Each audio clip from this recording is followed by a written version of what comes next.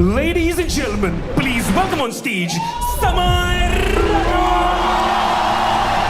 14 महिन्यानंतर समय रैनाचा धमाकेदार कमबॅक झालाय. पण या एका व्हिडिओत त्याने सगळंच उघड केलं. समय रैना पुन्हा चर्चेत आला आहे. कारण आहे त्याचा नवा शो स्टील अलाइव्ह. वाद, टीका आणि कोर्ट कचेऱ्यानंतर अखेर त्याने मौन सोडलं. संपूर्ण प्रकरण होतं इंडियाज गॉट लॅटेंटचं. या शो मध्ये रणवीर अलाहाबादियाने विचारलेल्या एका आक्षेपार्ह प्रश्नामुळे मोठा वाद निर्माण झाला होता. Another question.